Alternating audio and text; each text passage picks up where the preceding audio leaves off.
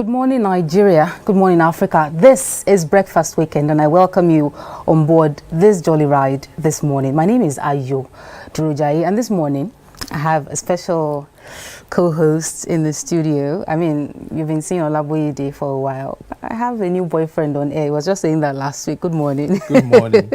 Good morning. Thanks for joining us. My name is Kehinde Orire, and it promises to be another interesting episode of the program this morning. Yes, indeed. It promises to be that. All you have to do is sit back, relax, and enjoy the ride. In this part of the world, in this part of Nigeria, today is environmental sanitation, Orire. Yes. Did you do your own bits before leaving the house? Yeah, I took my bath, I washed myself. That's personal hygiene. That's your personal sanitation. Yes, I cleaned the car. Interesting. Interesting. So who does the remaining?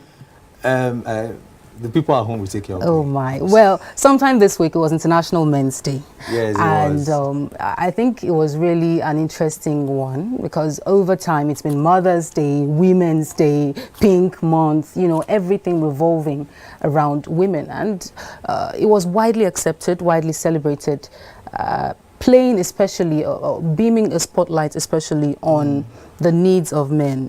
Yeah. Men are emotional beings too. Yes, I think that's one fact that a lot of people have forgotten. You know, people feel because you're a man, you shouldn't cry.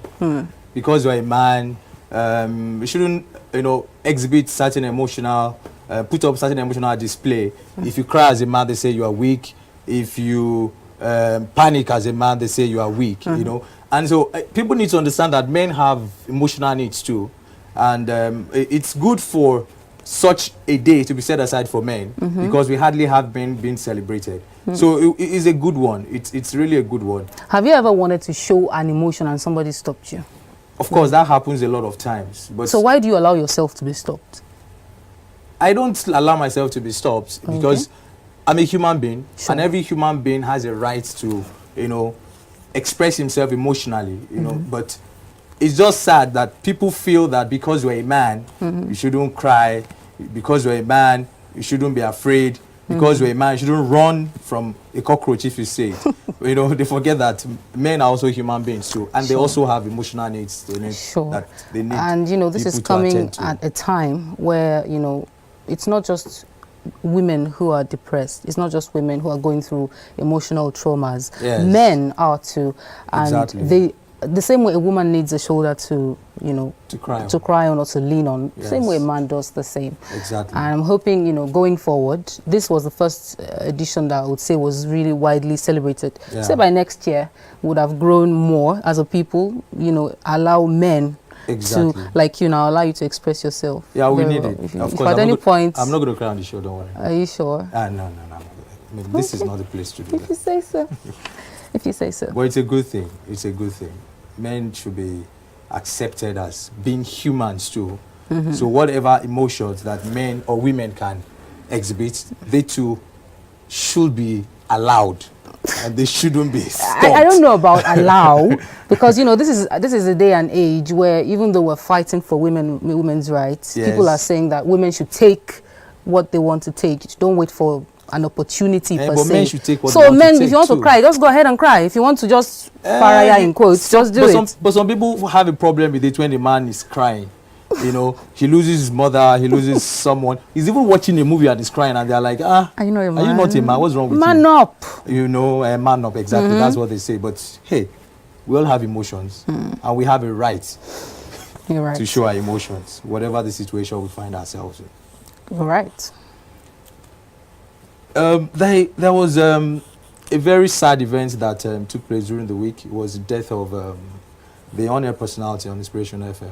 Oh, okay. That was Tosin Bucknell. Yeah. It really shook the whole nation because she was said to be a very hardworking lady who was always ready to lend a helping hand to people, and her death was so painful because it was sudden.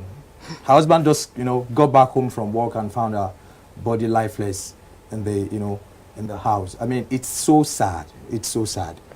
To think that it was just on radio, every time I've heard her, it was on radio. And at first I saw it on a status on WhatsApp, someone's status, and I thought this guy writing early this morning, only for me to go online to actually search for it, and it was true. I was shaking. It was terribly. It was as if it was someone close, because there's this realism to her. She would talk about things and, you know, break it down. She was really full of life, very life. In fact, Sheila said, you know, a lot of celebrities put up their, tributes, and then Sheila said that she was about the most lively person he had ever met. And Banky W went on to say that she was the nicest person. He also said she's one of his favorite persons in the world. So she meant a lot to people, you know, both within the entertainment industry and her own area of specialization, which is of course the media. You know, she was very strong. You know, she was always ready to help other people. Sure. And then one thing they also said about her was the fact that she went all out to achieve whatever she had in mind to achieve. You know, irrespective of her limitation as a sickle cell, you know, as a sickle cell patient or whatever. So it's really sad to lose such a very vibrant young lady, I mean, to the cold hands of death. And, you know, I think this is such a very wonderful time to talk about sickle cell and how even as much advocacy is ongoing, as much people are talking, as much as people are talking about it, and how people need to be cautious. You want to get married to someone, this is one of the most important things you need to ask the person. And people say, but I love him, but I love her, you know. It's important to know that it goes beyond that. And the love will not sustain, you know, when, God forbid, tragic things happen in the future. The love may not be able to. Of course, most importantly, they need to consider the children, because the children will come into the world and they don't have control, or they don't have a choice over whose family they're born into or who their parents are. So whatever health and condition you bring them into the world into is going to be it's not going to be fair on them, because they were not there when you were making when you were making the decision to come, you know, to come together as husband and wife in the first place, and you neglect a very important issue as genotype just because you feel, I love him, I love her, I don't want to lose him, I don't want to lose her, and then you get married. And then the children begin to come. Which is why I think it's one of the first things, you know, before the love or whatever it is clouds anybody's eye. Exactly. First things first, you have a job, check. Do you have an education? Yes. Okay. Even the education is not, I don't think education is even that, it's not that important to some people. Well, I think education should be important to anybody. It does not affect your life. It does. It may not affect the life, but it affects the quality of the life you live. Some people don't really care about education. But some they should. Don't really care about education. But what are we talking about? They actually should. Well, it's their choice. I mean, I have a right to say I don't mind marrying an illiterate if I'm okay with it. Why not? But when you talk about genotype, which is a matter of life and death, then you can't just take a chance. You just have to do the right thing. Yeah. Before you get so deep into, you know, the emotional trap, and then you just want to get entangled with someone else, consider that, and then so that you will not bring up children that will be struggling, and then. And for anyone who has gone through the university or any tertiary institution for that matter at some point or the other, some great news, you know, we got in the course of the week, how the OAU Sex for Mark lecturer has been prosecuted. I mean, this is the first time we're actually having something like that happen. Yeah, when I saw it, what came to my mind was, there's this song that Sound Sultan sang. He said, is there one day bushmeat go catch the hunter? Yes. So I think now the bushmeat has now caught the hunter. So maybe every other hunter will now sit up and know that, hey, it's not, I can't go scot-free anymore. It's not beans. It's to put a very big check on them. And, you know, gone are the days where you are victimized for marks and all that, and then the lecturers are saying they have to sleep with you before you get a particular grade and all that. With this now, I think a lot of them will be taught a very big lesson. And it doesn't just fall on the lecturer side. There are some students who are confident that all I need to do to get that A is stroll into his office and say, hey, Papa, you want some? But it takes two to tango. Of course. If now the ladies know that. The ladies know that. I'm sure the lecturers will paraing at this time. Any lady who does any nonsense like this will get out of this place. If you mess up, so they know too now that you need to read. There's no shortcut anywhere. Yeah, So, I think it's both ways, and the two parties just need to sit up and focus on what they are in the institution for, and get the job done, and then everybody can move on from there. All right, that's all the gist we have for you. Don't forget that at any point in time that you want to join the conversation on Breakfast Weekend today, just go onto Twitter or go onto Facebook. IATV Africa is our handle, and you can join the conversation by following or using the hashtag BWIATV or IATVBW, whichever works for you. We'll take a break now. When we come back, we're coming back loaded. Do stay.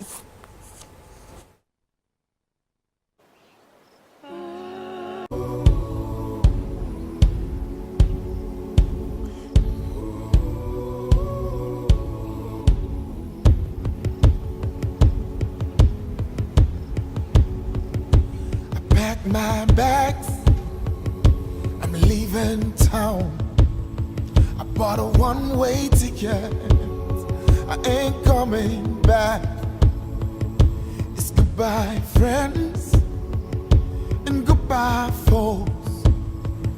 I'm heading for the city, and that's my home.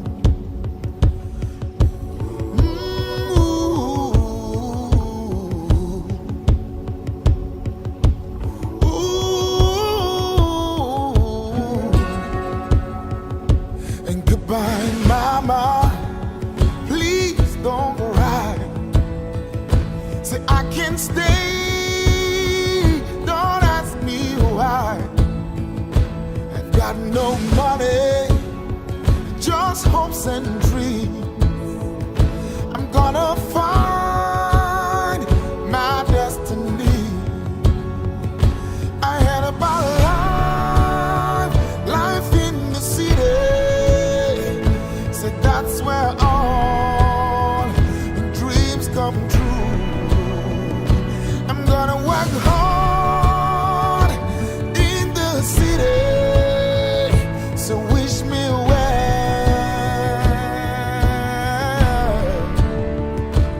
Wish me well. I'm gonna be a famous superstar. I'm gonna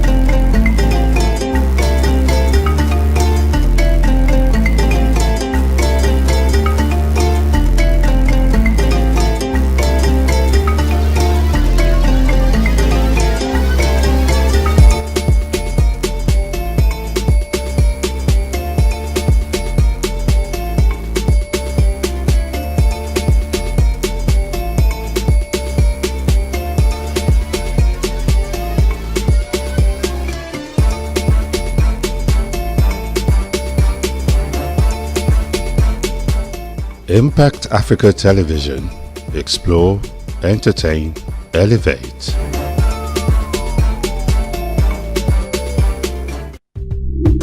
Tricep bench dips. Instructions. Starting position. Put your hands on the edge of the bench, keeping your arms semi-flexed with the elbows as close as possible to the body. The legs slightly bend, resting on the heels. Muscle contraction. Lower yourself with a slow and controlled movement, until elbows form an angle that is approximately 90. End of the exercise. By forcing on triceps, slowly return to starting position. Muscles involved. Breathing. Common mistakes. Completely extending arms during ascent. Widening elbows during descent. P4 cam. Tricep bench dips.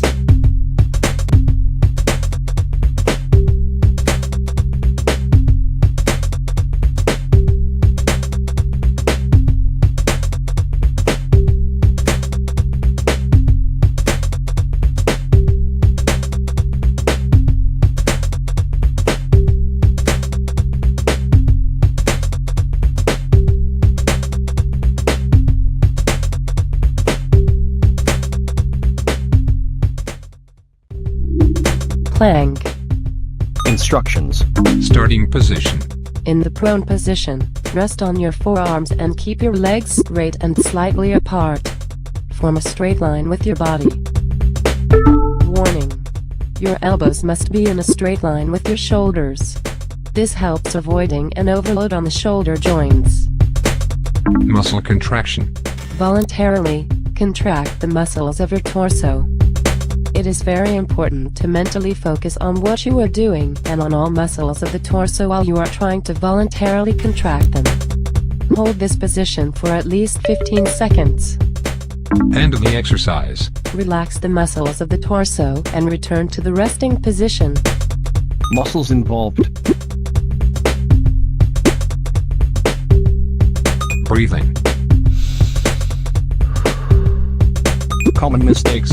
Arching the back.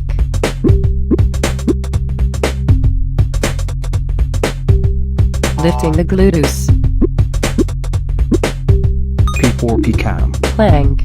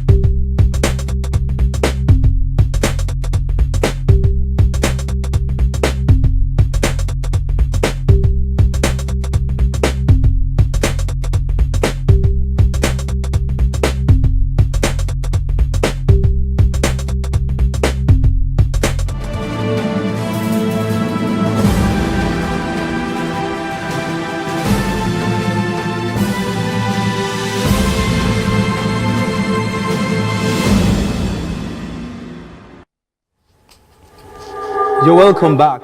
The program is still Breakfast Weekend, and on this segment of the program, we're going to be taking a look at depression. Now, depression is a mood disorder that causes persistent feeling of sadness, and it leads to, it affects how you feel, how you behave, and how you perceive life. And of course, getting understanding of how depression works will set you on the path of recovery.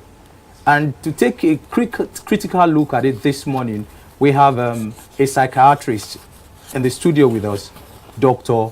Oladele. Dr. Oladele, you're welcome to the program. A very good morning. Good morning, presenters. Well, before we kickstart the discussion, we're going to be showing you a short clip of a report on the topic depression.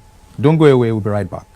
The increasing cases of suicide attempts in this country have now become a source of concern. Many attribute the disturbing trend to a resultant effect of depression, a common phenomenon that cuts across all ages and gender. Reports have it that the eroding culture of brotherliness and lack of cordial relationship among people contribute in no small measure to this trend. Experts are of the standpoint that depression can be caused by failure, poverty, emotional imbalance, many of which have led to the death of many. While sharing their experiences, some Nigerians said the love they got from people around them helped them to get out of depression. I've been depressed in a lifetime, and that was when I was in the university. Because of the fact that I lost my dad at a very tender age, and I couldn't even continue my schooling at 200 level. I became depressed. I have people who can really fend for me at this level. And owing to the situation of the country where we have the so-called selfish people in government, I became depressed.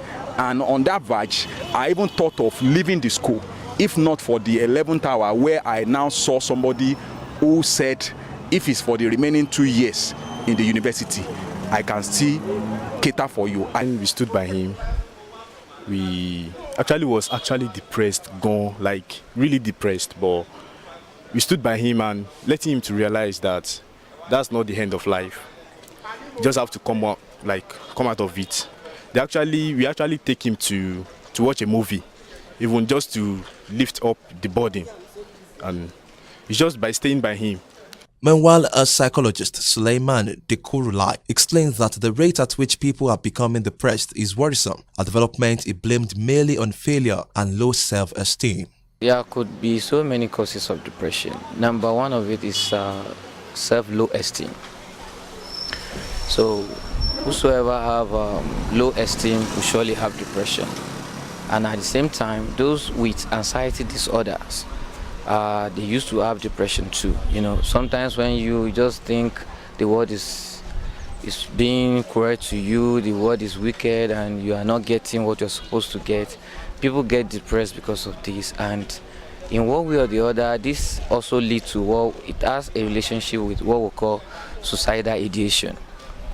Many people, when they are depressed, so suicide thoughts used to come to their minds, and that's why you see people committing suicide these days, because of being depressed. He, however, advised Nigerians to always show love to each other while calling on the government and all religious leaders to always sensitize their members and Nigerians on depression. The government, they should try as much as possible to educate people on depression and the dangers of depression. Yours, organizations, agents like the mosque, like the churches and other places, they should try as much as possible to be able to, how do we put it, to evaluate their people day in, day out. To address the development, love is one of the major tools that come to the rescue. Oluwagbemiga Olabisi, ITV News. You're welcome back. Thanks for joining us. And now, going forward on the discussion, don't forget that at any point that you have something to contribute to the program, just go straight to Facebook or Twitter. IATV Africa is the handle on both platforms. And you can join the conversation by using the hashtag BWIATV together or IATVBW. Now, to you, Dr. Remy Oladili. We know that depression and sadness, it's just a very thin line that divides both. At what point exactly does a person cross from just being sad to being depressed? Yeah, thank you, presenter. Well, depression, as we use it, local parlance, is usually when people observe people to be, down emotionally, or when something terrible has happened, something negative has happened to individual, and individual mood seems to be going down. But most times, people just use the word, "Oh, I'm sad," or "I'm feeling sad," or "that individual is sad." But depression in a broader context is a step ahead of that, because when we talk of depression, from my own point of view as a psychiatrist, we are referring to it as a clinical depression. Okay. Clinical depression in the sense that there are certain features that the individual will be exhibiting, or something that will be obvious about the individual that we can mention 1, 2, 3, 4, 5, 6 before we can conclude that this individual has depression. You know, we our environment, sadness is something that, well, you can feel sad, and you know, maybe few days time you get out of that, and you are fine again. But in depression, because the clinical entity, it's difficult to just snap out of it, because it's more or less like a disease of the mind. It's a state wherein it needs more than just you know, somebody talking to you sometimes, or somebody just taking you out, because it's more of a disease of the mind which needs more intensive therapy, whether you are using medication or you are using psychological therapy to treat the individual. So depression is more of a clinical thing, which you look at few things in the individual, you can pick some of those things. And also importantly, it's not just the presence of those things, but it must have been going on for a certain period of time, usually not less than 2 weeks, before you can say this person is depressed, or this person is having clinical depression. Okay, at what point, I'm sorry, you said it's a disease of the mind. Yeah. What causes this disease in the first place? Yeah, when you say causes, really, let me say risk. Okay. Maybe not really causes, because there are certain things that put us at risk. Just like any other psychological illness, there's the genetic component to it, wherein it's something that can be inherited from parents or grandparents. That is one. But beyond that, is also a multifactorial thing wherein other factors also play a role. And from the documentary we just watched, there are certain other factors that play, you know, that comes into play before an individual can come down with depression.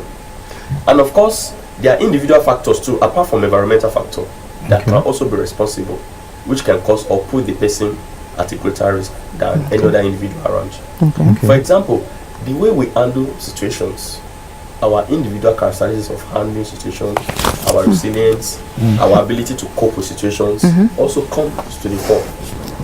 Are you getting me? So these are some of the factors that can be responsible for the development of depression, or can put an individual at risk of developing depression.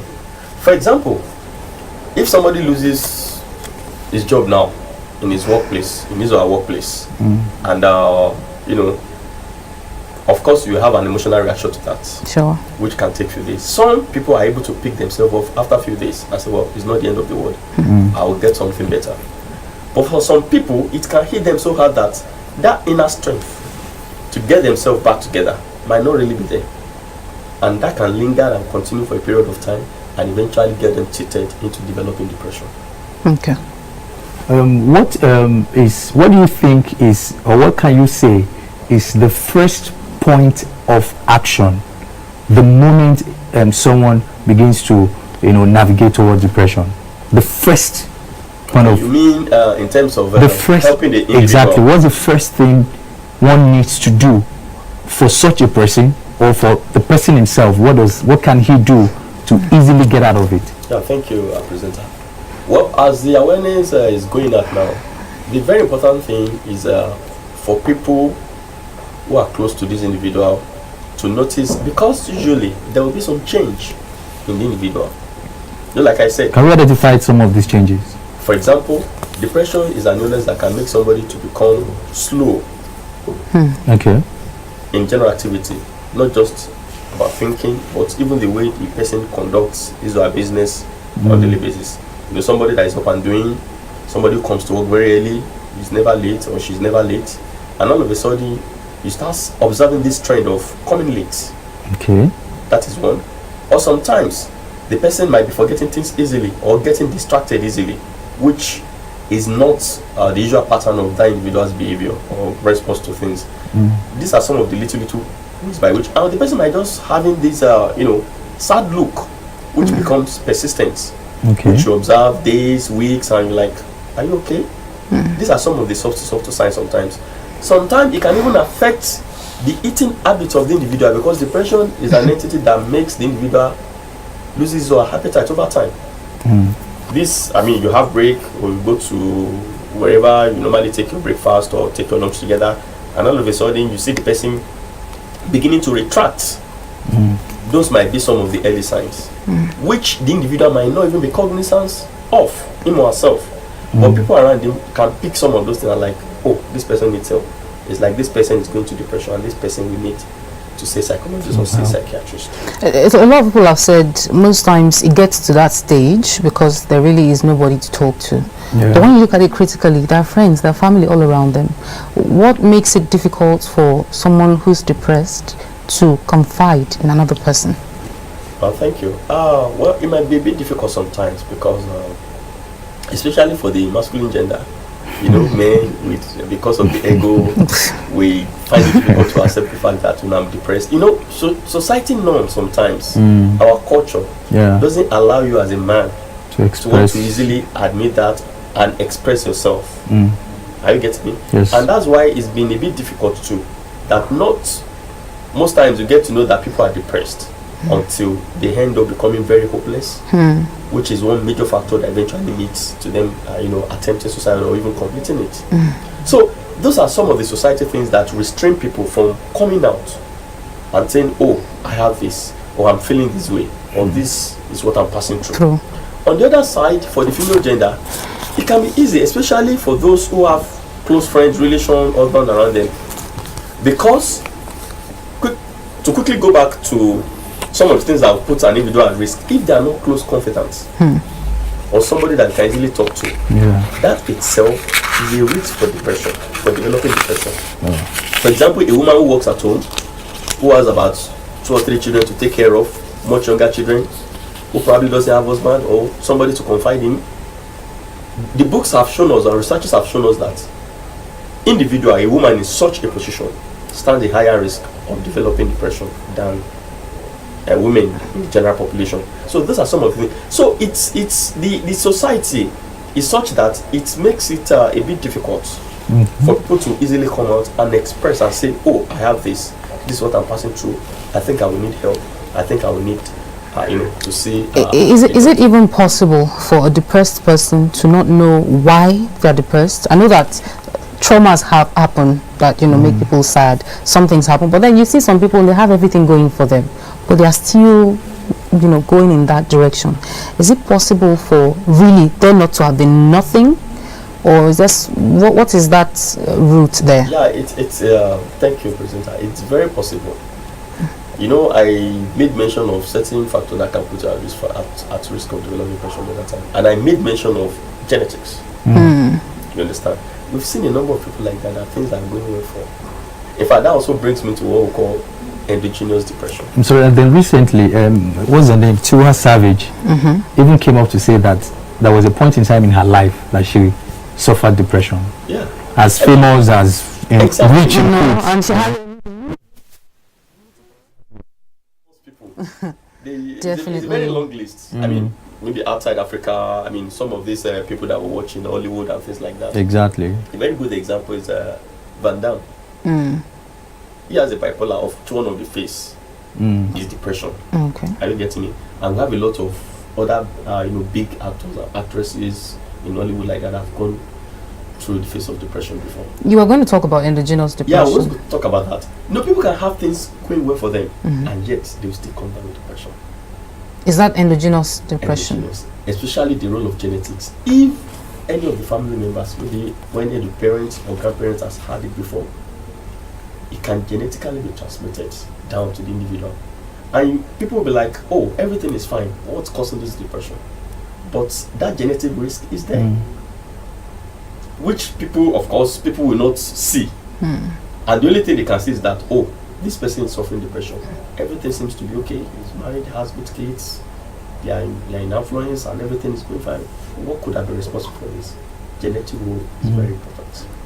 Then, apart from the psychological help that you provide, you know, for such people, is there or are there drugs? Are there specific drugs that are, you know, prescribed? Thank you, presenter. We have an array of drugs. Oh, drugs they can actually swallow like paracetamol. Yes. Wow. That's why I say, you know, I mean, if there are no drugs, and that's taking it a step higher in the management of depression. Okay. And that's why, even though we work in hand with the psychologist, is a clinical entity that the doctor, the psychiatrist, somebody who has been trained in that act, of diagnosing and treating, Okay. evaluating and treating depression. Okay. It's also very important. We work hand in hand with psychologists who use psychotherapeutic procedure to manage, because there are some depression that just psychological techniques will take care of, usually in the mild phase. Okay. Are you getting me? But by the time it's getting to moderate depression or severe depression, we work hand in hand with it. What are the signs of severe depression? Thank you. We'll still come back to you. I've not yet answered the initial question, but let's quickly go there so that, for mild, there are certain symptoms that must be present for a period of no less than 2 weeks. Okay. The number one thing, or three important symptoms that must be there, which we refer to as core symptoms, includes the low mood, because it's a primary mood problem or mood disorder. The low mood, which people in local parlance will say, oh, you're just feeling this persistent state of sadness, persistent feeling of sadness. Low mood. The loss of interest in formally pleasurable activities.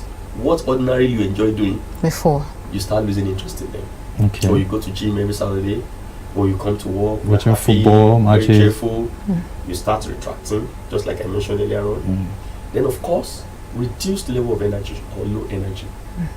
Ordinarily, you can anchor a lot of programs, per day, but now you seem not to have that energy to carry on.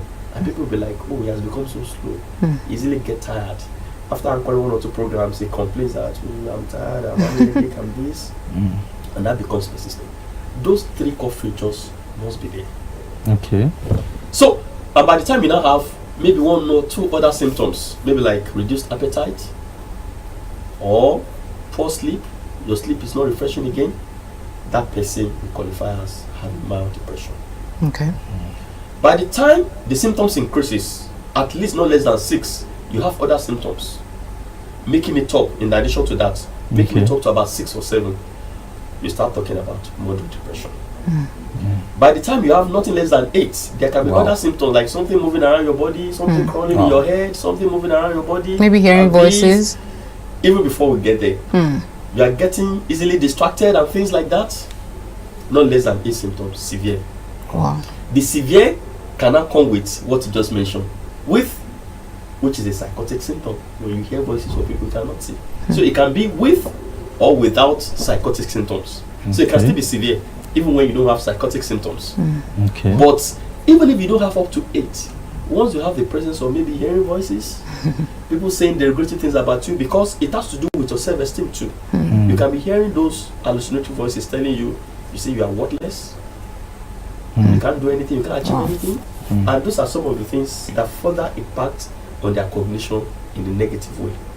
Once you have those things, severe depression with psychosis symptoms, which even makes it very worse. And of course, the helplessness, the feeling of helplessness, the feeling of hopelessness, especially hopelessness, is one important factor that I mentioned earlier that easily tilts people towards committing suicide. You're saying all this, and I'm thinking, especially when you go to social media, people send DMs, people send messages. I've not eaten since last week. I think I'm going to commit suicide. I think I feel bad about myself. My mates are buying cars. If maybe the person even thinks he or she is depressed, are there really definite signs? For example, a person who is hungry or doesn't have money to do what they want to do, are they really depressed, when you don't have the things you want at that point? Or that is just a facade or something? What are the definite points that separates clinical depression from just that temporary feeling? Well, as human beings, sometimes we have gratifications. We want to have our desires and things like that, which some people feel, my mates are doing this, they are doing that. Of course, some of those things, if not properly handled, can tilt individual to depression over time. Okay. That can happen. But people just thinking out of the blues that, I can't do this, I can't achieve this, my mates are doing this, and let me just attempt suicide, or let me end it all. Also boils down to our personality too. We have people that are very impulsive. They just take actions without having to, without any recourse to what the consequence might be. There's some people like that. We have certain personality that people can be very impulsive and just take action. In fact, some of them will be very lucky that if they don't end up dying, they will now start regretting that, why did I take this action? Sure. That doesn't mean they are depressed. Okay. So out of the blues, people can take such decision. Okay. But when you talk about clinical depression, it takes a process. Are you getting me? Yeah. Before people will even end up saying, "Oh, I want to take my life," or "I want to commit suicide," the thoughts would have been reoccurring. It will get to a point that, oh, they become so hopeless, they don't say anything good in the future, everything is bleak. And that thought of wanting to die becomes a recurrent pattern decimal in them.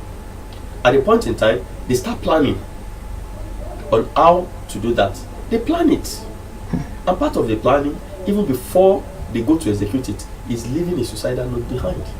So that takes a process. Wow. It takes time. It takes a while. Like how many weeks are we looking at for all this? Well, like I said, to become serious. Before you can even say somebody is clinically depressed, you need minimum of 2 weeks of 2 some weeks of those symptoms. Okay. The planning can even take longer. Okay. Because you start from the thoughts, then the planning, and of course the final execution. Well, thank you so much, Dr. Remi Oladele. It's been an amazing time with you. We appreciate all of this. I think I've still not answered one important question. Then go ahead, please. Yes. Okay. We have a number of medications, Okay. depending on what individual can tolerate. So by the time you get to level of moderate or severe, medication comes in. Because psychological technique alone cannot take care of it. Okay. Usually at the mind state, or let me say in depression, people have what we call cognitive distortion. Yeah. The pattern of thinking, Yeah. the pattern of reasoning has become distorted. They don't see themselves as a woman that is worth, human being that is worth living. Everything is like, I can't amount to anything. They have a lot of good feelings and all those sorts. So usually at the very mind stage, psychological technique, cognitive behavioral techniques can help them challenge some of those abnormal thoughts and correct some of those thinking patterns.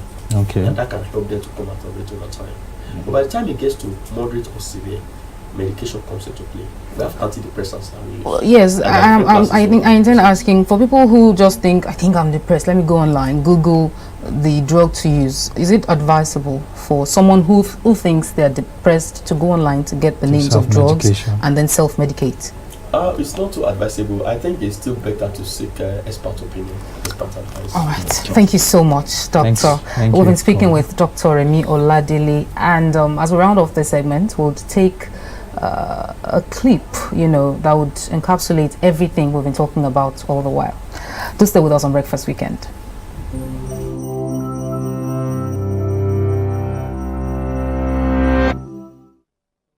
Depression is the leading cause of disability in the world. In the United States, close to 10% of adults struggle with depression. But because it's a mental illness, it can be a lot harder to understand than, say, high cholesterol. One major source of confusion is the difference between having depression and just feeling depressed. Almost everyone feels down from time to time. Getting a bad grade, losing a job, having an argument, even a rainy day can bring on feelings of sadness. Sometimes there's no trigger at all. It just pops up out of the blue. Then circumstances change, and those sad feelings disappear. Clinical depression is different. It's a medical disorder, and it won't go away just because you want it to. It lingers for at least 2 consecutive weeks and significantly interferes with one's ability to work, play, or love. Depression can have a lot of different symptoms: a low mood, loss of interest in things you'd normally enjoy, changes in appetite, feeling worthless or excessively guilty, sleeping either too much or too little, poor concentration, restlessness or slowness, loss of energy, or recurrent thoughts of suicide. If you have at least 5 of those symptoms, according to psychiatric guidelines, you qualify for a diagnosis of depression. And it's not just behavioral symptoms. Depression has physical manifestations inside the brain. First of all, there are changes that could be seen with the naked eye and X-ray vision. These include smaller frontal lobes and hippocampal volumes. On a more micro scale, depression is associated with a few things: the abnormal transmission or depletion of certain neurotransmitters, especially serotonin, norepinephrine, and dopamine, blunted circadian rhythms, or specific changes in the REM and slow wave parts of your sleep cycle, and hormone abnormalities, such as high cortisol and deregulation of thyroid hormones. But neuroscientists still don't have a complete picture of what causes depression. It seems to have to do with a complex interaction between genes and environment, but we don't have a diagnostic tool that can accurately predict where or when it will show up. And because depression's symptoms are intangible, it's hard to know who might look fine but is actually struggling. According to the National Institute of Mental Health, it takes the average person suffering with a mental illness over 10 years to ask for help. But there are very effective treatments. Medications and therapy complement each other to boost brain chemicals. In extreme cases, electroconvulsive therapy, which is like a controlled seizure in the patient's brain, is also very helpful. Other promising treatments, like transcranial magnetic stimulation, are being investigated too. So if you know someone struggling with depression, encourage them, gently, to seek out some of these options. You might even offer to help with specific tasks, like looking up therapists in the area or making a list of questions to ask a doctor. To someone with depression, these first steps can seem insurmountable. If they feel guilty or ashamed, point out that depression is a medical condition, just like asthma or diabetes. It's not a weakness or a personality trait, and they shouldn't expect themselves to just get over it, any more than they could will themselves to get over a broken arm. If you haven't experienced depression yourself, avoid comparing it to times you've felt down. Comparing what they're experiencing to normal temporary feelings of sadness can make them feel guilty for struggling. Even just talking about depression openly can help. For example, research shows that asking someone about suicidal thoughts actually reduces their suicide risk. Open conversations about mental illness help erode stigma and make it easier for people to ask for help. And the more patients seek treatment, the more scientists will learn about depression, and the better the treatments will get.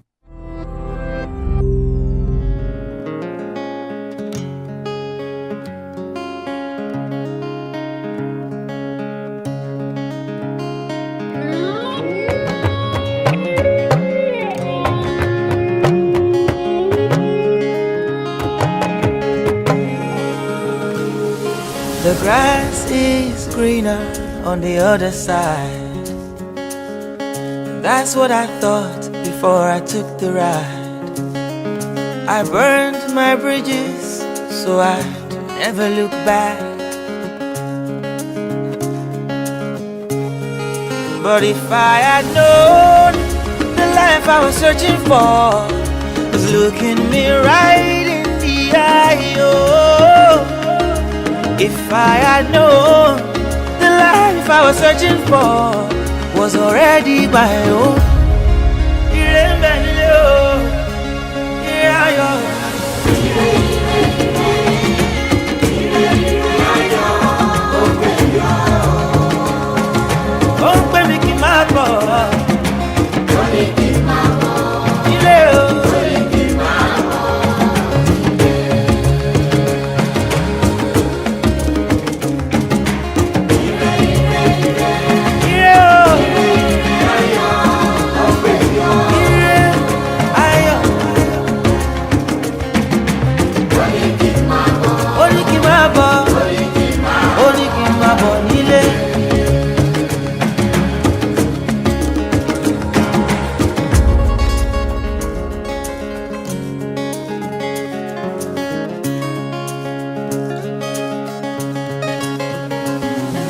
The grass is greener where you water the ground. That's what I found when I took the ride. I realized the mountain I've been climbing is nothing but sand, yo. I didn't know I already had the answers. No, I didn't know. If I had known the life I was searching for was looking me right in the eye, oh. If I had known the life I was searching for was already my own.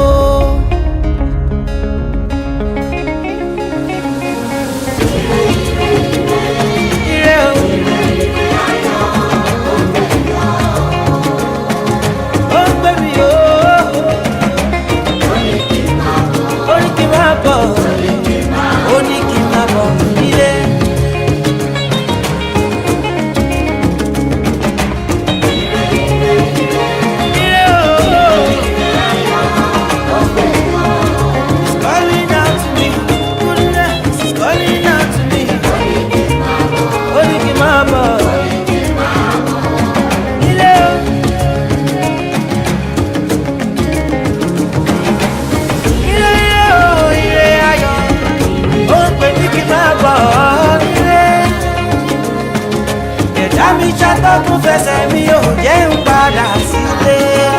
Má jẹ́ sì mọ́ ayé, má jẹ́ àyíká.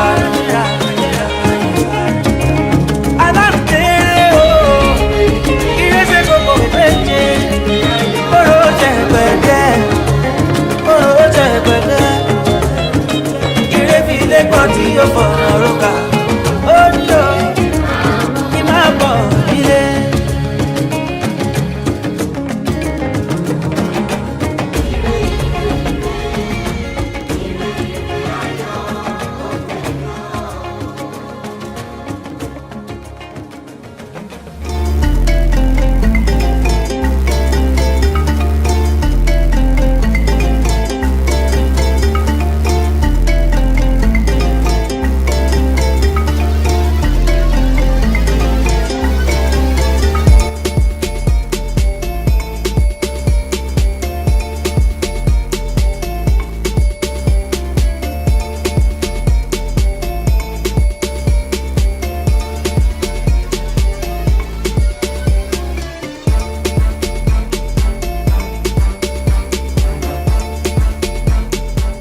Impact Africa Television. Explore, entertain, elevate.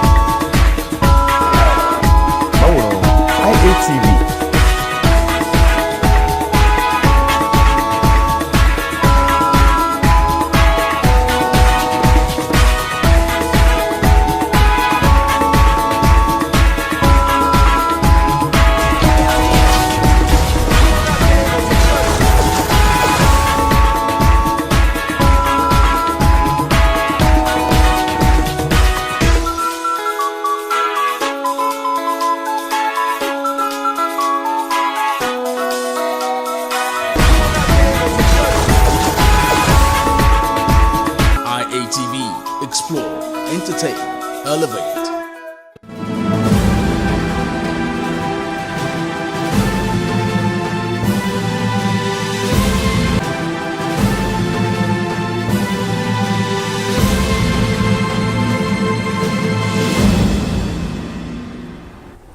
Many thanks for staying tuned to Breakfast Weekend on Impact Africa Television, ITV. Now, you remember you can join us at any point in time. You can contribute to the conversation by going straight to Twitter or Facebook, IATV Africa, and join the conversation using the hashtag IATVBW or hashtag BWIATV. Now, continuing on the program this morning, magic or magic tricks, performing arts in which natural methods are used to entertain any audience. It has been in circulation. It has been a performing art that people have been entertained by, people have been held spellbound by over time, since ancient times, but then it has evolved. Now, coming down to Africa, Nigeria particularly, in years past, we had a legendary Professor Pella who held gatherings. You know, every street corner he's there doing tricks, especially for, you know, schoolboys back then. You know, sweets have been thrown, you know, you don't even know where it's coming, where it's coming from.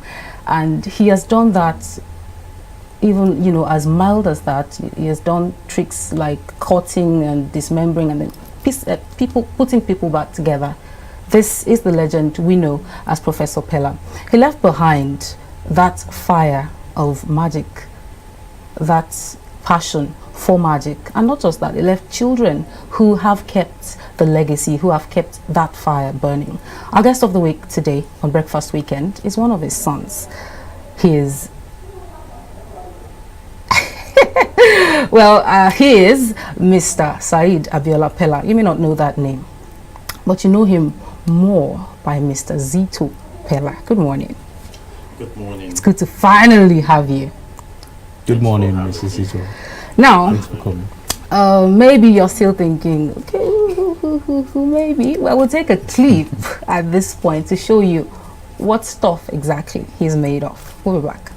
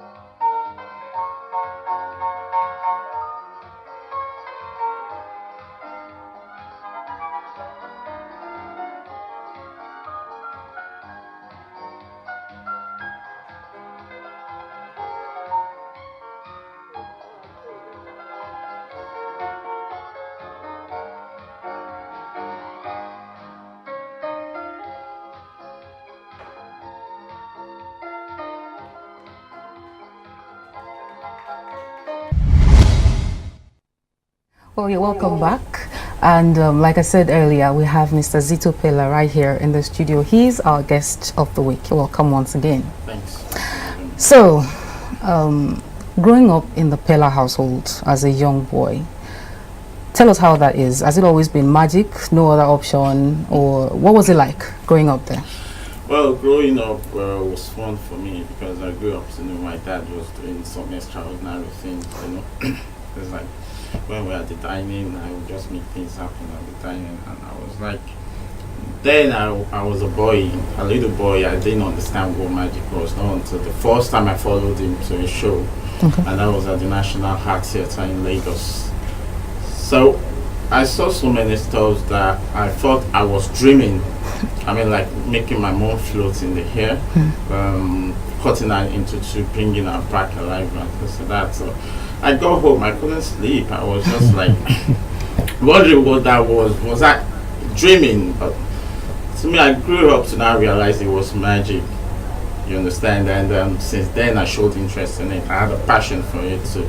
So I was in school. When I was in secondary school, me, my brothers and sisters, so whenever Dad was performing anywhere, so when we on holidays, we follow him all over the world, Nigeria, England, America. So I showed interest in it, and he realized I showed interest in it. So I never missed any of the shows, except if I was in school.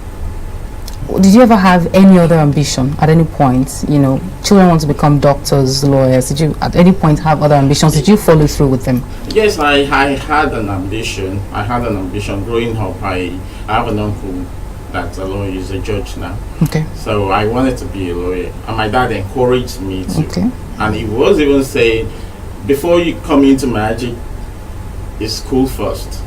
Book. So he emphasized on that. I know you're not just gonna, even if you want to be a magician, you have to follow your dreams. Yeah, you want to be a lawyer, yeah, go to school, and in between you could learn magic. And that was exactly what I did. My primary school, I never followed my dad to any show. But my secondary school, while I was in school, when school goes on holiday, I follow him all over. So that was where I started learning. I started learning at a very young age. My from one. Like how old were you then? I was probably, can't remember though. Right. Or very young. I was very young. So that was where I started from. My training. That was where my training started from. Were you trained by your father? I started out as a trainee under my father. Okay. Like I said, when you follow somebody, you want to get to know what he's doing. It was my mentor. I wanted to know what he was doing. I wanted to be like him, yeah. But he was always like, you have a dream. You want to be a lawyer, make sure you're studying hard. And when you're on holiday, you can come with me and learn magic, you know. So that's exactly what I did. So he was my mentor. He trained me, started my training, yeah. But when I got to the university, I had to go training abroad. Okay. Basically, people don't know when you say there are magic schools all over the world. You know, it sounds strange. You know, the kind of magic we're talking about is entertainment per se. Okay. That's what you get to learn in school. Yeah, I learned law from University of Ife. I did my master's from University of Ife. Okay. While I was in University of Ife, whenever you're on break, whenever I was on break, the first magic school I went was International School of Magic in England. Okay. Yeah, that was the first one I went for, and that was. How long ago was that? That was over 20 years ago. I was called to the bar about 25 years ago. Okay. So that was probably. Then that was my second year in the University of Ife. That was when I started the training. Okay. So I went to the International Magic School in England. Okay. Then I went to Magic School, Supreme Magic School in the United States. And I went to private school in Italy, run by one of my dad's friends. Okay. So, but I started out with my dad. That started the preliminary training. Yeah. So when I got to advanced, so he had to send me here and there and put everything together. So I'm curious about this. When you said you started very young, and so doing magic at that time, was it a women pleaser? Did women flock around you? Oh, do that magic for us, or did it creep women out? Did they run away? Exactly. You know, there are two sides to a coin. You know, you get some people that really want to see what you do, and you get some people that are really scared and just like, well, that looks like voodoo. You understand? But more in the university was like women pleaser. You know, everybody wants to hang out with a magician. They can make things happen. And I'll tell you what, when I was in school, I started out before I got to the University of Ife, but because my dad wanted me to have a good grade, so he didn't allow me to perform magic in school, except for you just do sweets, cards for your friends. Yeah, there were lots of Sorry, shows. were they able to take this week? Yeah, they were able to take it. Wow. They were able to take it. Please, just go. There was, you know, there were shows in Ife then, like in UI, Havana, Todmon show. People were actually looking forward to me performing in my first year, second year, third year. But whenever I call home and that there's a show coming up, I won't part of it. No, that's not an agreement. That's not a deal. You got to face your studies. Wow. You know, I was a very strict person when it comes to that. So I concentrated on my book, and thank God I made a good grade. But my final year, and I told Mom, I've been in school for 4 years, and this is my final year. It wouldn't be nice leaving school without a performance. So my mom convinced Dad, and at the end of the day, he gave me the go ahead and said, okay, that's it. It's your final year, so I'm happy you finished anyway. So I had a show. In school, and the next few months in school was like I've never been in that school. It was like everybody we're just swamping around. Everybody wants to know you. Everybody, where's the Pella guy? Where's the Pella guy? Oh, did you see show yesterday? So I became a star on campus. The campus I've been for 4 years. That nobody were not really like, oh, they just know there is a Professor Pella. So then I became a celebrity. Then, you know, and I understood what my dad was saying, because then I was losing concentration. They want you at this party, they want you at that party, they want you to come and perform here. But thank God I finished my final paper, so it was easier to manage. It was easier to manage. The few months left, it was just like, okay, I'm good to go. So I thank him for that. The name Zito, how did you arrive at the name? When I started out in magic, like I told you, I went to magic schools when I was in Italy. So I went with my dad to Italy. So you know, his friend in Italy is called Zito Guerrero. Okay. You understand? So he trained me. Okay. So at the end of the day, when we're coming back to Nigeria, and it's like, oh, Dad, I need a name. Oh, that's the trainer, and you can as well be Zito. Okay. So he is Zito Guerrero, I'm Zito Pella. And that's what people know me by. Being a Pella son, have you ever been in a situation where you feel like you are stepping into a shoe quite big because of, you know, the legacy he left behind? Basically because I was very, very close to him, and he died unexpectedly. It wasn't like he was sick or we were looking forward to, oh, Dad is dying. And initially I felt like I wasn't prepared for that, because when my dad died, we had shows in Nigeria. We had shows in Ibadan, we had in Oyo, we had in Lagos, we had in Ondo. Like, my dad was a touring magician, so we wanted to do all that. But because it was a family show, most of my siblings were still in school. So they had to go back to school. Then I couldn't continue alone. And there wasn't time for me to start training people at that time. So when my siblings went back to school, then I thought, oh, it's not going the way I thought. So that was when I took a leave of Nigeria. So that was when I relocated to England, and that's where I've been there for about 10 years. You said something earlier about you being in the crowd when your dad, while you were still much younger, when he performed some magic and you're wowed.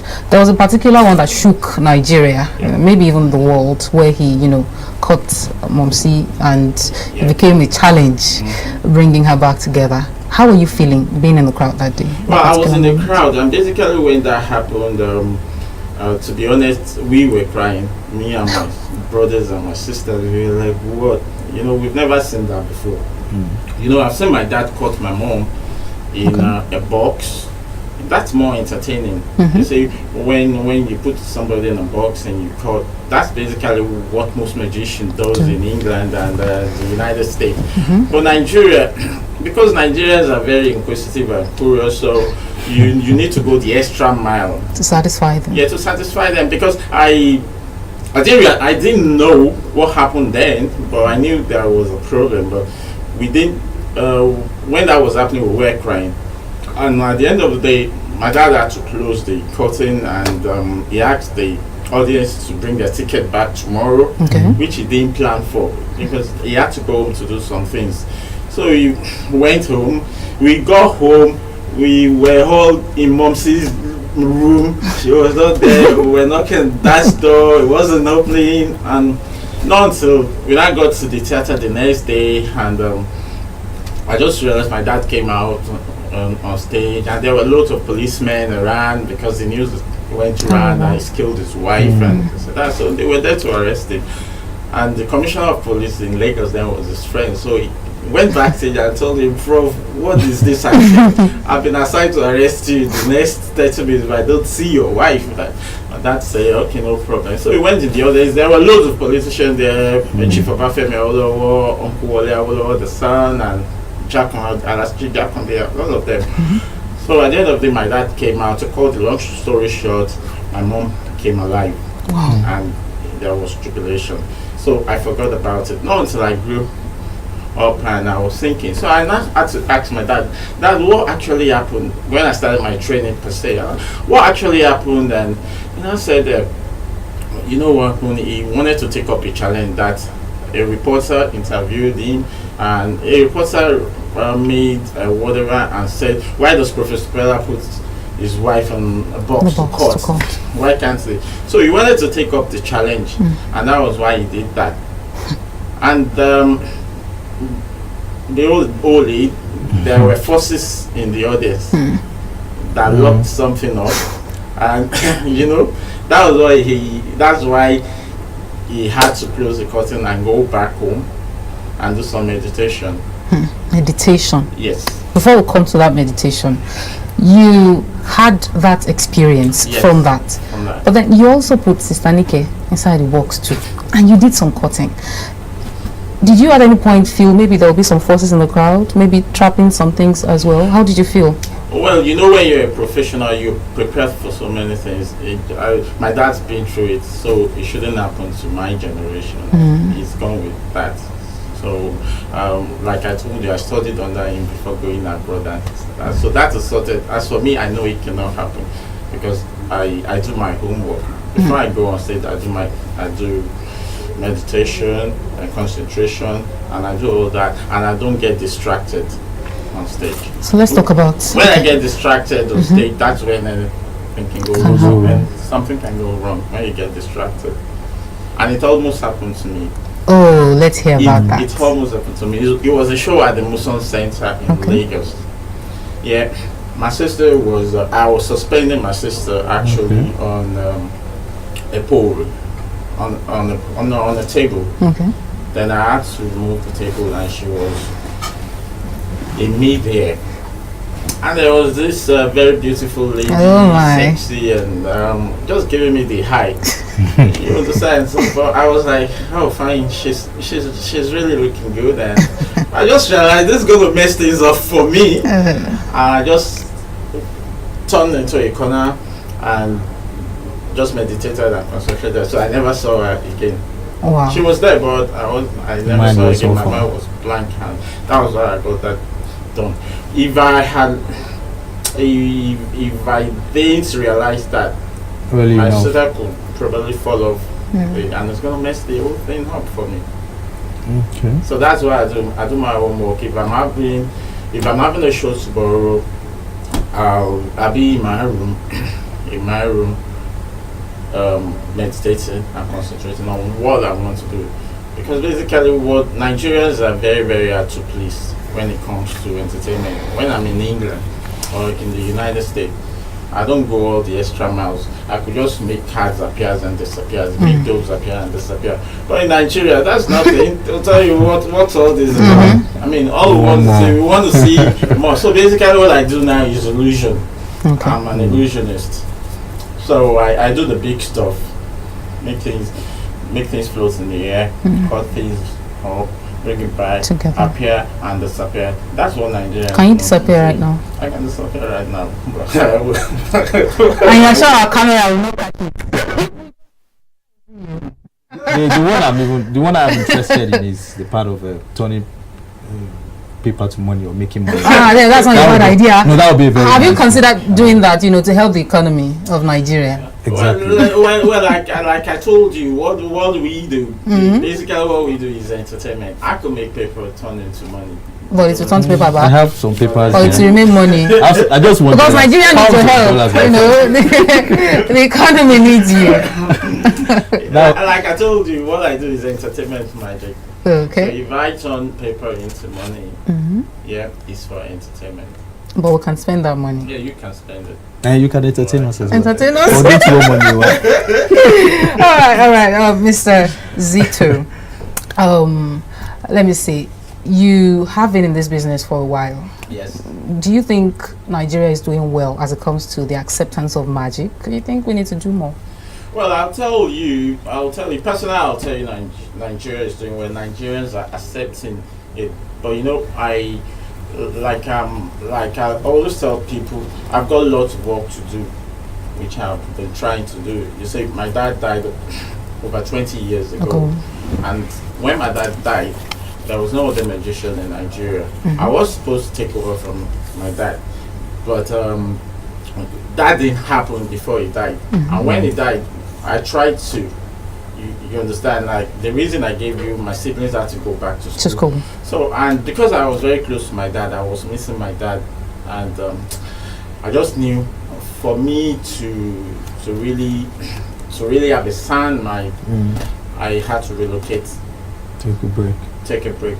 So I relocated to England, and I was into so many things in England. I was practicing the legal profession. I was studying IT, and I was doing magic at Magic Convention with my dad's friend. So that kept me in England for a long time. Okay. So you were still practicing in England? Yes, I was still practicing magic in England. So entertainment magic all of a sudden just revolutionized in Nigeria. You understand? It wasn't really that big in Nigeria at that time. So, but being in England, people will come and tell me, what are you doing? The entertainment industry is big now. Why don't you just contribute to your quota? Why don't you just let people say magic or whatnot? That magic still exists. So 3 years ago, I relocated back to Nigeria. And since then, I've been preaching the gospel, and that's the gospel of magic. That magic is not religion. I'm a Muslim, and my dad was a Muslim.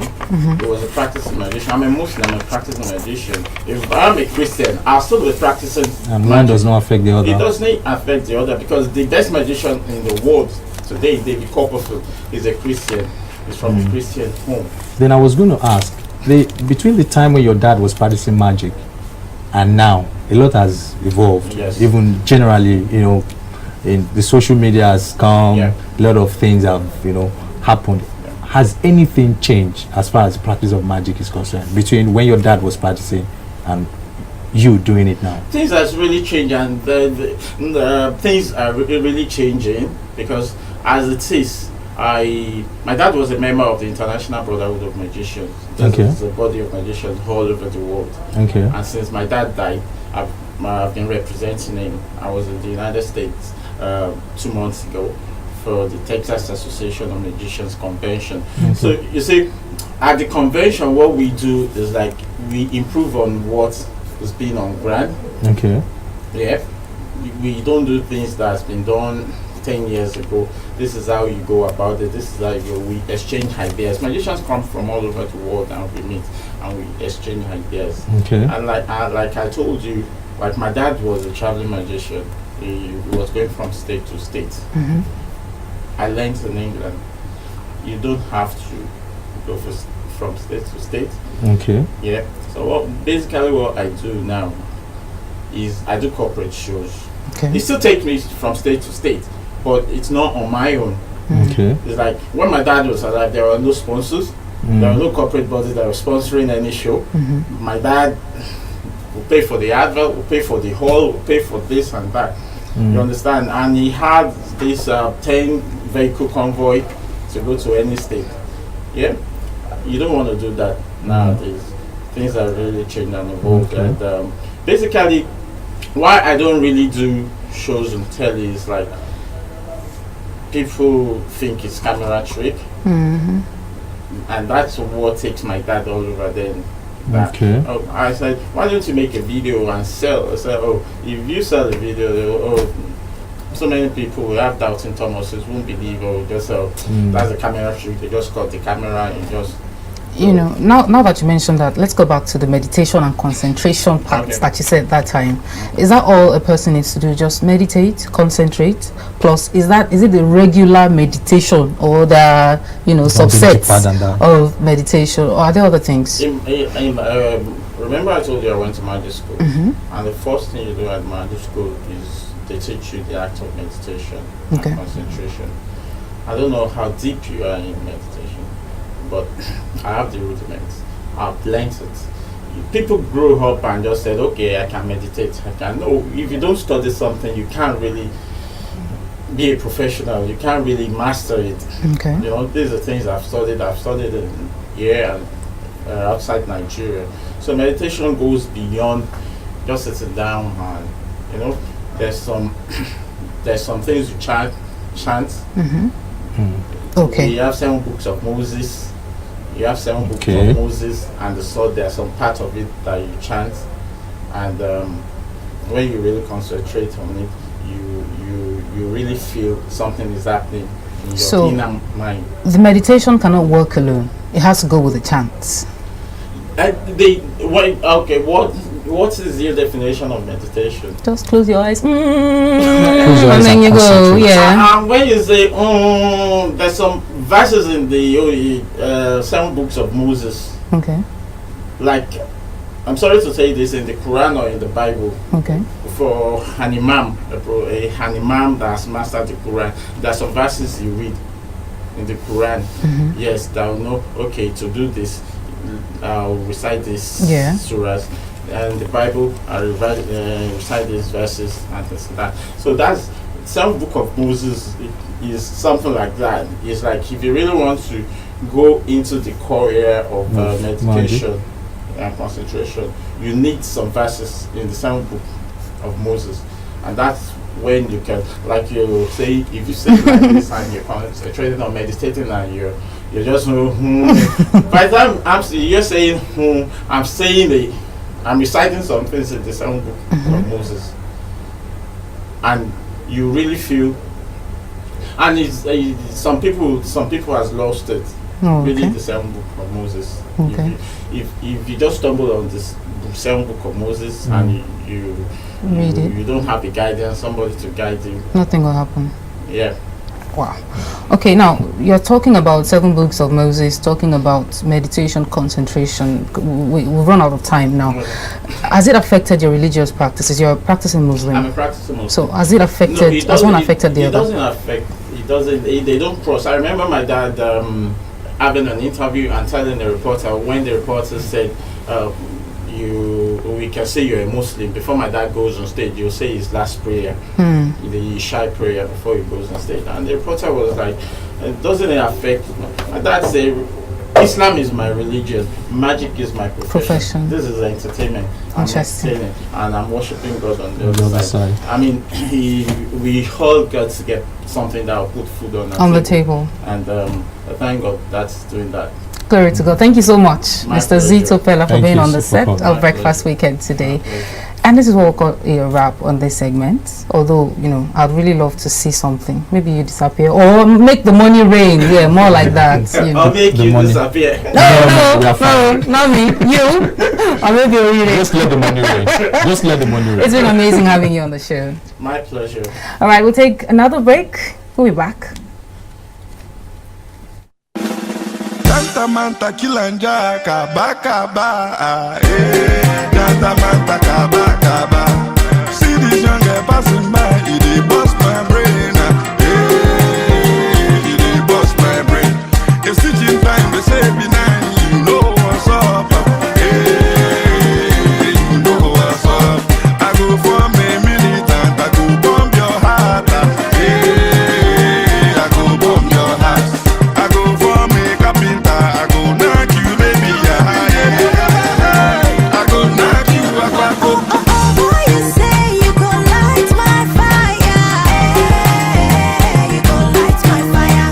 But if I catch you, now you go tire. Now you go tire. Where you coming? Where you going? Where you dey go? Where you dey go? Forever and ever, I got you, baby, so stay. I got your back. I dare for club, they dance my own, and you come my way. Yeah, you come my way. Baby girl, you looking fine from head to toe. Yeah, from head to toe. My automobile there for outside, it's just a rose. Yeah, it's just a rose. Oh my God, I just remember your name is Rose. So, and it rhymes with rose. You looking tasty, once a water, I have a hose. So, boy, I'll take my hose. Janta Manta Kilanja Kaba. Janta Manta Kaba. Janta Manta Kilanja Kaba. Janta Manta Kaba. I go give you sugar, I say dangote, give you many, I say borede, plenty fish for sea, but I'm on go anywhere we enter, I'm on go see, I the only one I see, Stevie Wonder said the sight you, Stevie Wonder see, I the sugar in my tea, got the apple of my iPhone, apple of my eye. See, I go carry a matter for my head like my dairy coin, like my dairy coin. If you make my head to swell, you go get a lot, you go get a lot. Orokele wa milk and sugar, it's too dey sweet, oh. Too dey sweet. You go shopping naira, shopping dollar, surely no, yeah. Go shopping, no, yeah. And I will show you how we give you, I know they lie, yeah. I know they lie. Kain tabaku, kain wa only me fabu was your man. Fabu was your man. Kain tabaku, kain binu, go ni fabu was your man. Fabu was your man. Jetta matter, confirm this matter, it's no serious matter. Janta Manta Kilanja Kaba. Janta Manta Kaba. Janta Manta Kilanja Kaba. Janta Manta Kaba. Oh baby, now me body pass for this hood, oh. For this hood. The likes for my Instagram, they really like it, book, oh. They really like it, book. Girls, they call me longest, no, it's not a fluke, oh. I can show you it's not a fluke. You like it, Doro Gucci, yes, now me sing the hook, oh. Let me sing the hook. I beg you know they fall my hand, boy, I just pity, oh. You know they pain. Sometimes I like to feel like James and I hardly change. And I hardly change. Janta Manta Kilanja Kaba. Janta Manta Kaba. See this young girl passing by, it bust my brain. It bust my brain. I'm a single lady and I never plural. If you need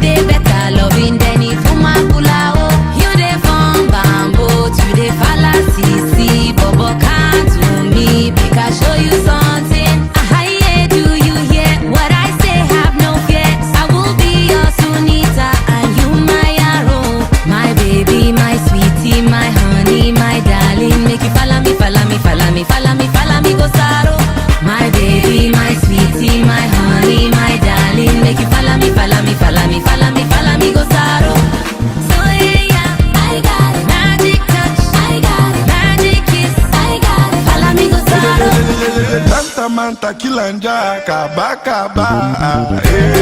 Jantamanta kaba kaba. Jantamanta kilanja kaba kaba. Jantamanta kaba kaba.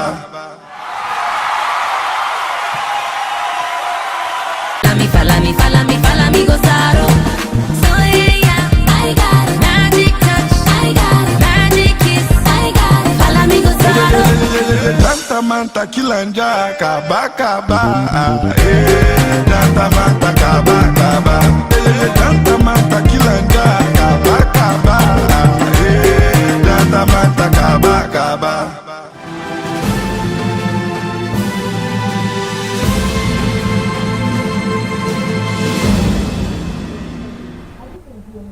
You're welcome back to, thank you so much for staying with us on Breakfast Weekend. And we're moving on. It's been a very, very jolly ride.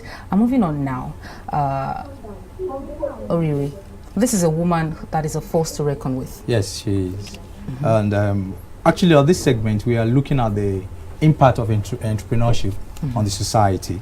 And of course, we are going to beam our light on a particular woman who is a force to reckon with.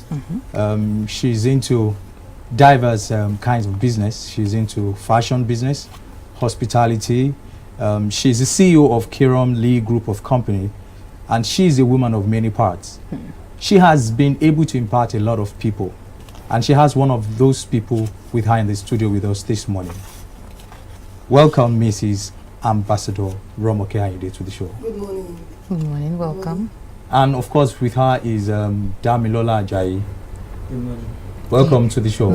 The great Elewi of our time. It's good to have you on the show, ma'am. Thank you. Now, you, like we said, you've contributed to so many different parts, to sports, to fashion, to the media, business. hospitality. What drives you to do all of these things? Thank you very much. Before I start, I answer that question, I will let you know what's the meaning of entrepreneur. Okay. You need to define it. Okay. So that if there is any lapses or shortcoming, you will have prepared yourself for it. Okay. When we talk about entrepreneur, it's somebody, an individual who decided to start a business and run it with little resources and planning. With that, he must have it at the back of his mind that if there is any risk, he is there to take the responsibility, and as well as the reward of that business venture. Once you are able to divine that very well, then you are good to go. Okay, so what has driven you all these years to achieve every goal you set out to achieve? In our society, if you look at what is happening nowadays, there are little that the government can do. Okay. Most people complain that after finishing in the school, there is no job. But we ourselves, we need to do something. We need to be self-employed. It may be little. You start with just little. Then from there, you can proceed.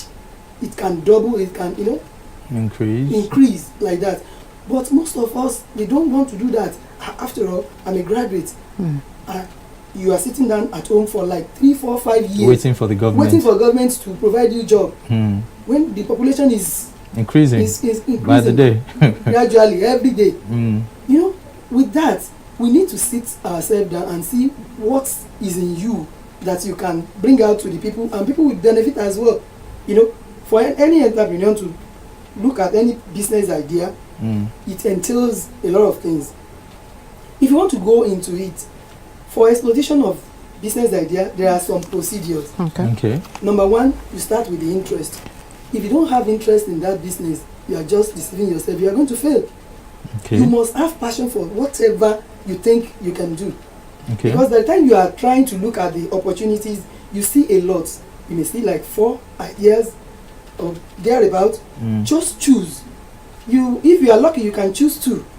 Is it not possible to do the 4? No, it's not possible. You look at the financial implication. Okay. Implication, because I'm just starting with the point that you just have to have interest in it, and you select from the one that you have you know, you realize that this one will go, that one will go, then you take one out of it, or you can take two. It depends on your financial capability. You will think about financial resources, your physical aspect of it. Am I okay to do this kind of business? Health-wise, you mean? Health-wise. Okay. For instance, now, let's say you want to be selling frozen food.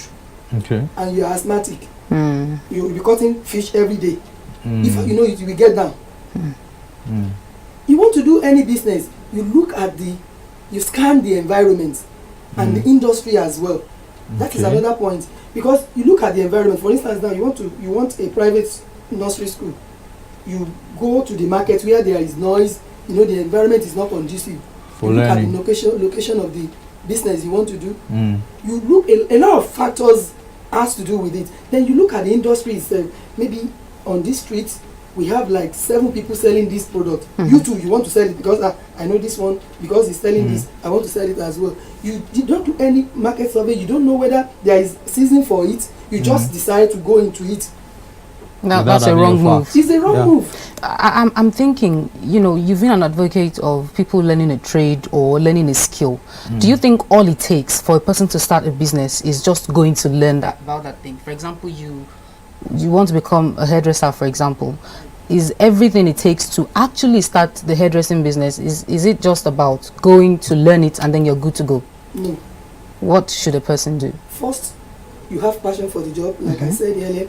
Once you have that, then you go and see the equipment that has to do with the business. After you might have finished your apprenticeship of the business.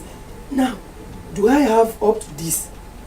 If I use less standard equipment, will I be able to get clients? All those things you have to put it into consideration, because some will prefer where you will go, that you do makeup as well as making your hair and some other things. You do hair tie and some other stuff. They will prefer going there to do everything holistic. Not that a place that I just have a dryer. You want to do pedicure, no equipment to that effect. You know, all those things you have to think very well. Is it capital intensive? Okay, can I go for another one if this one is capital intensive? Okay.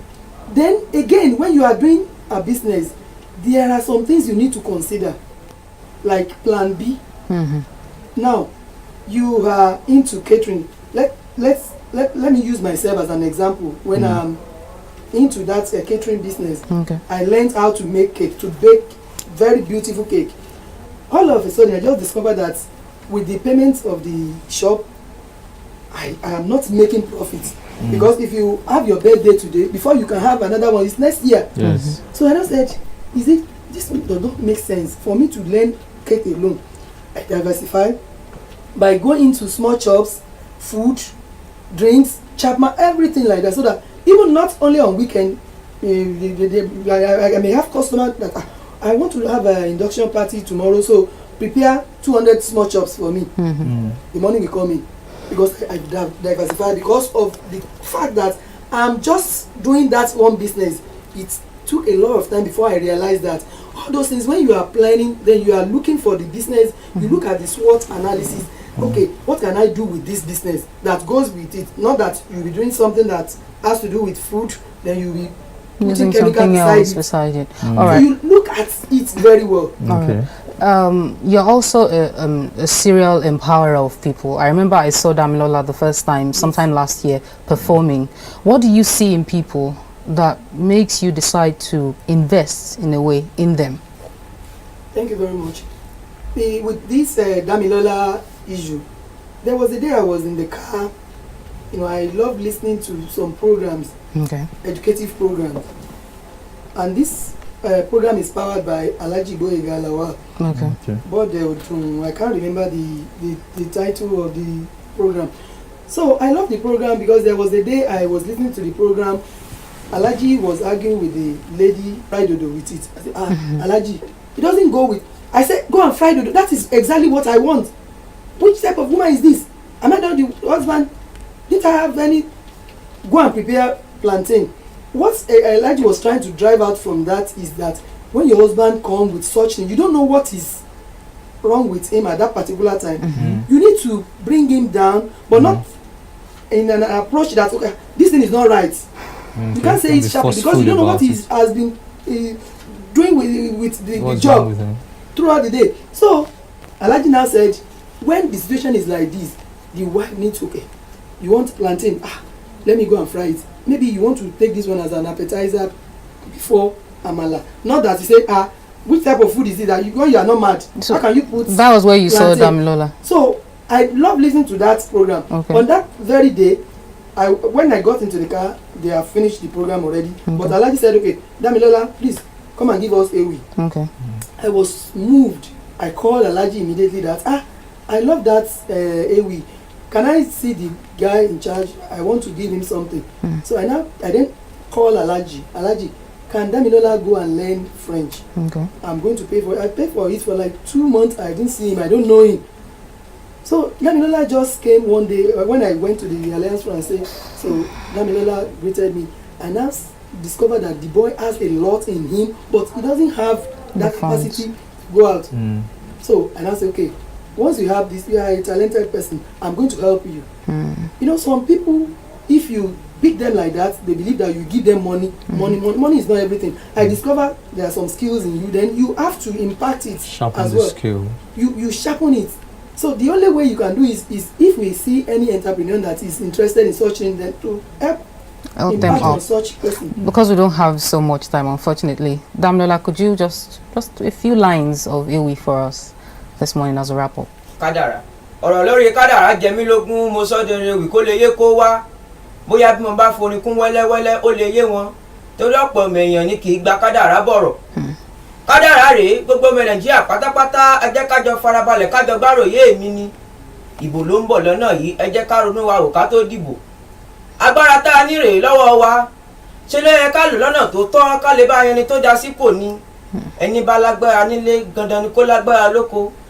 Gbogbo èèyàn tó ń gbà mí pátápátá rèé ẹ ò ní rìnrìn òṣì. Tó bá bí lè rí pé ta ló ń kẹrin wìsé tí ẹ̀yin ẹ máa wí fún wọn wípé Olúwa Dámilọ́lá ọmọ Àjàyí ni pẹ̀lú màmá mi Mrs. Kehinde tó ń bẹ lókàlẹ̀. Tó bá bí lè lẹ́ẹ̀kan sí ẹ máa wí fún wọn pé IATV lẹ ti ń gbọ́ mi ní gbogbo lóko lẹ́yìn àti lẹ́yìn odi ẹ kú kalẹ̀ gbogbo ẹ̀yin ọmọ Nàìjíríà. Thank you very much. Thank you so much. And it's been amazing having you on the show today. We've been talking with Ambassador Kehinde, and of course we're wrapping up the segment now to bring the very last segment to you. Do stay with us, don't go anywhere.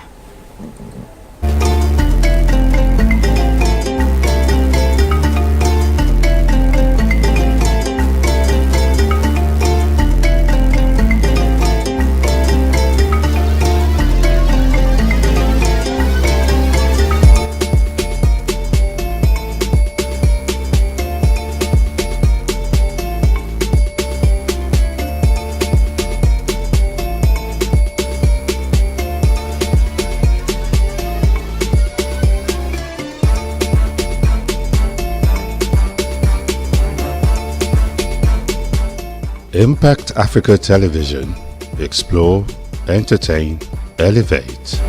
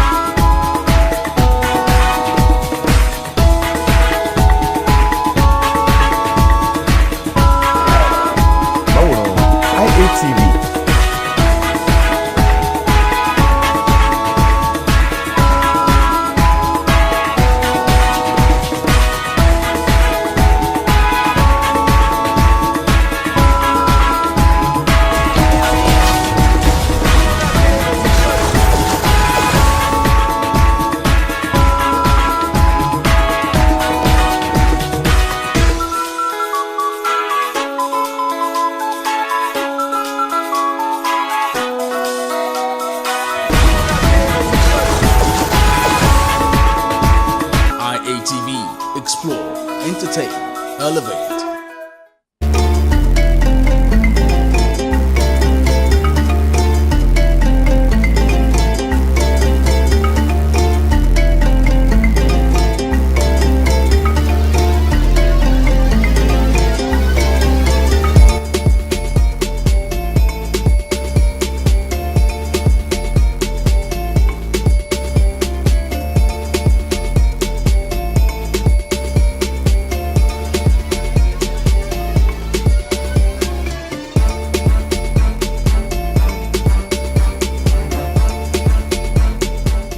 Impact Africa Television.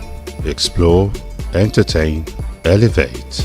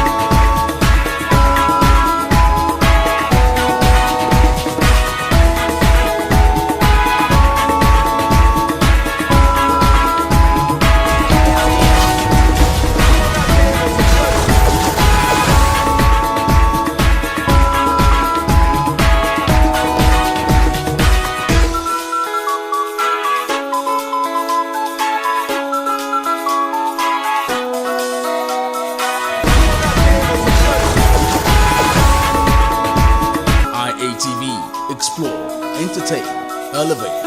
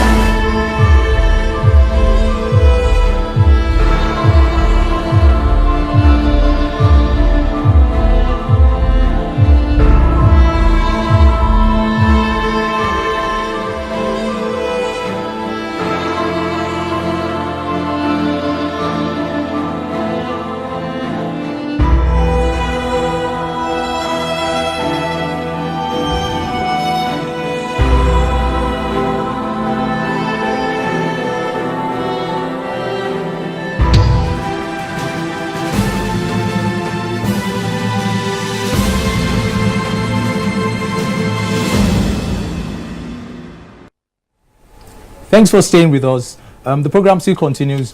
Right now, we are going to look at a very important aspect of the entertainment industry, and that is the dance industry.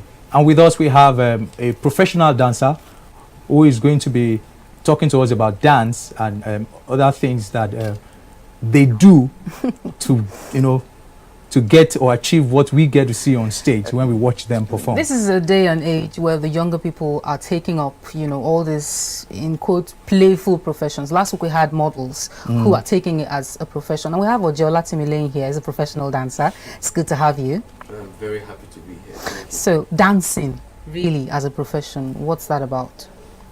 Dance is life. My definition of dance is singing with your body. Dance is very vital because everybody can dance, but to make dance a profession requires a level of skill, training, and creativity. That's the playful part of it. But as a profession, how much money, how much living can dance make for you? As a profession, we all know that the entertainment industry in Nigeria is it's not so easy to break into. As a dancer in Nigeria today, you have to push yourself. You have to make videos, upload on Instagram, YouTube. You have to go for shows, try to perform. Then, hopefully, people start seeing your work and they like you, and then you get called for shows, get put in music videos and the like. Is this what you did for yourself? Is that the process you took? You put videos online? Yes, I have a dance group. We're just two in the group, and we've been together for about 4 years now. We've been working together. We've been going for shows. We've been putting a couple of music videos. Yeah. So you do music too? Not exactly. Okay, but you dance in music videos. Oh, okay.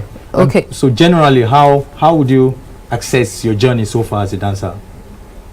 My journey as professionally. Well, I can only say that we hope to get to the top soon. Okay. So we've been working hard. We've been putting our backs into it, trying to make ourselves known in the industry, taking classes and doing different things. You're young, and we're talking about dance now. You said you're going for shows. What kind of shows? What kind of dance steps do you offer? I mean, in a show where we have the elderly, what do you do to entertain such people? Personally, I've been trained in different dance styles, ranging from hip hop, commercial dance, that's Afro pop, ballroom dance, traditional dance, salsa, then different styles generally. So when we get to know the type of show we get to perform, we try to find different ideas and concepts and different types of dance that will appeal to the audience. So we just try to give the audience a mix of these different styles. So it's not only about the shaku shaku and the big boy DA and all those ones. No, it's not about that. So it's more about the audience and what is appealing to them. Let's centralize it. Say it's a wedding party where we have parents and grandparents being there. What kind of dance would you give to an audience like that? A wedding is a union between a man and a woman. So we try to give them a couple dance, a dance that there are probably guys and girls involved that would make them see the beauty of the wedding ceremony that is happening. Would most likely go into a ballroom dance or salsa. Yes, that will appeal more to such an audience. Okay, so where do you hope to take your dancing career to? Who are the people in the industry you look up to that you say in the next 5 years, 10 years, I want to be like this person? We don't have so many dancers. Who do we want to? I mean, we only know not Kafi. Be more like a mentor. Someone who has done a lot in the industry. Well, every dancer wants to be like Kafi. I don't get into the book of records, the Guinness Book of Records. But there are the unknown dancers in our industry. For example, I personally look up to Floyd Igbo. You might not have heard of him. Yeah, I know him. Yes, is my mentor. I hope to be like him. Interesting. Well, thank you so much, Timileyin, for being a part of the show. We appreciate you, and we wish you all the best. For dance, be like Mr. Igbo sometime in the future. Well, this is where we round it off this morning. Don't forget that over the course of the program, we've learned a couple of things. Pay attention to people, notice the trends, notice the pattern. If something is changing, pay more attention. Offer the shoulder for them to, lay their head on, or the listening ear that they would need at that point? Morning is the best time to set the tone for the rest of the day. And that's what we have done on the show this morning. We hope you continue and set up a beautiful day for yourself. Especially those who are going for one O and bill the of other. course. Have a wonderful day. It's bye for now from me. Bye.